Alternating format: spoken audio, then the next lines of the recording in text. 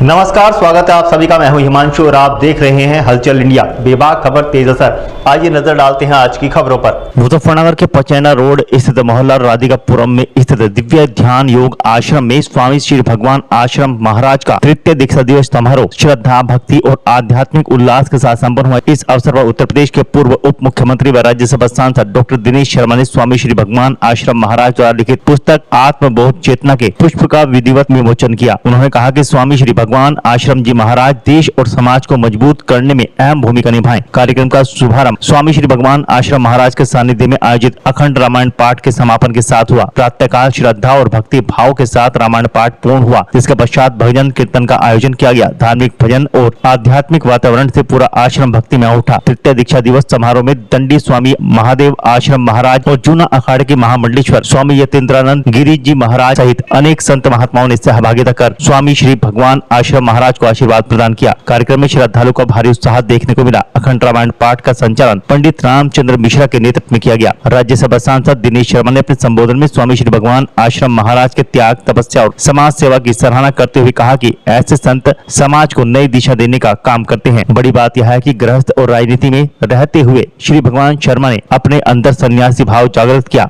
पूर्व उप मुख्यमंत्री डॉक्टर दिनेश शर्मा ने विपक्ष पर हमला बोलते हुए कहा कि मुख्यमंत्री योगी आदित्यनाथ के एक हाथ में माला है और दूसरे हाथ में भाला है। वो यूपी में राज करते हुए माला और भाले का भरपूर उपयोग कर रहे हैं। बहु बेटों की इज्जत से खिलवाड़ करने वालों को उनके अंजाम तक पहुंचाया जा रहा है। उस तक बड़ी भाग्यशाली है। आप देख रहे होंगे जो सभा यहाँ लगी उन सब चेहरे थे और जिनका भूली है वो है दंडी स्वामी और बड़े अच्छे विद्वान है हमारे डॉक्टर साहब, डॉक्टर शर्मा जी अच्छे विद्वान हैं। उनके हाथों के द्वारा अच्छे जब से पुस्तक बननी शुरू हुई है आज तक बड़ा अच्छा प्रभाव रहा है।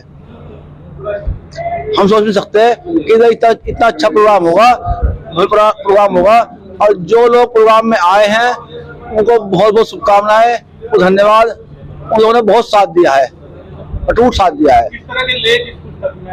इस पुस्तक में ये कहा गया है भागवत कथा निर्णय है, भागवत पुराण है, उसका निर्णय है कि अच्छे पुरुषों की दिनचर्या और उनकी जीवनचर्या पढ़ने से आदमी को भगवान की ओर आकर्षित होता है अपने आप ही। तो इसमें ऋषियों का वर्णन भी है और मुनियों का वर्णन भी है। उसमें बड़े अच्छे भजन कीर्तन हैं जो अच्छे गाए जाएंगे। कोई ढोलक से गा लो, उनको कोई हारमोनियम पर गा लो, यानी वे एक मनुष्य शरीर में नई ऊर्जा प्रदान करेंगे।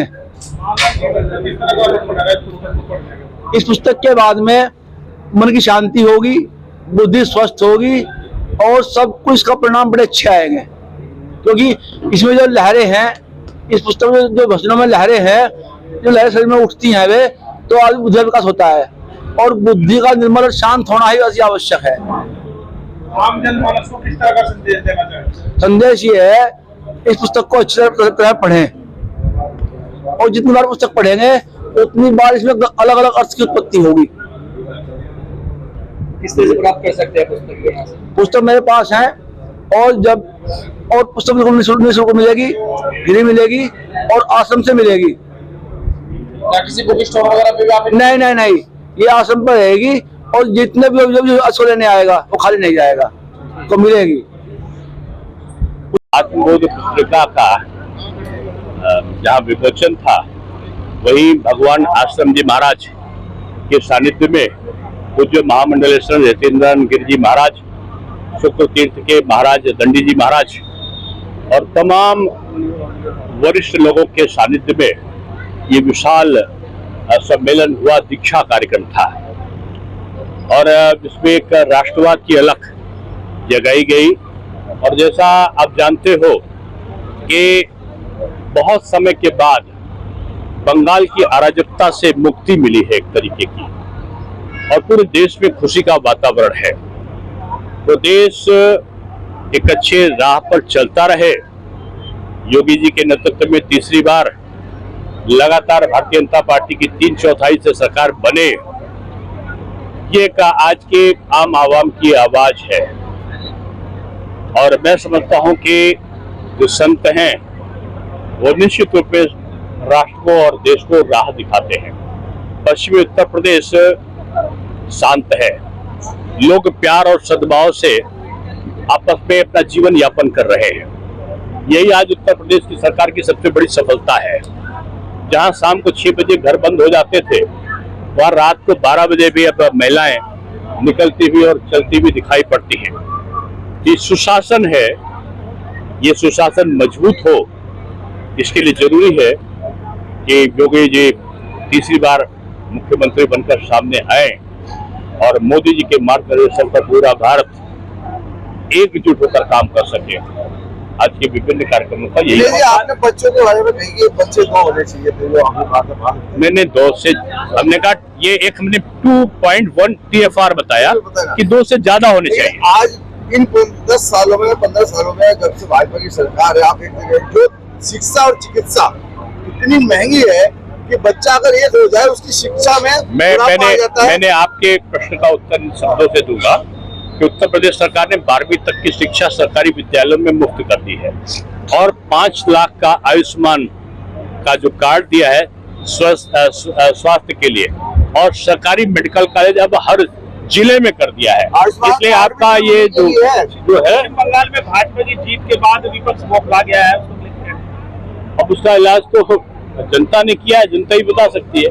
लेकिन मैं इतना कह सकता हूँ कि भारतीय जनता पार्टी का कार्यकर्ता अनुशासित है, ये उसके बलिदान का असर है, और अब जो साधुरूपी बंगाल की जनता है उसका प्रताप है कि मोदी जी के मार्गदर्शन पे इतनी बड़ी विजय मिली है। श्री भगवान आश्रम जी का ये आश्रम है और आज एक बहुत भव्य कार्यक्रम इनका हुआ। इनकी पुस्तक का विमोचन था, आत्मबोध। तो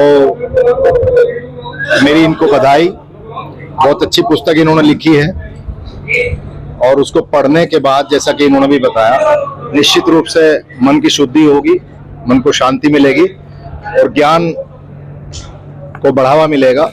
इसलिए जो इस पुस्तक को पढ़ेंगे उनको भी ज्ञान प्राप्त होगा। और स्वामी जी को मेरी बहुत बहुत बधाई कि उन्होंने समाज के लिए एक बड़ा कार्य किया। काफी दिनों बाद देखने को मिला पुस्तक में महापुरुषों को भी जिक्र किया गया।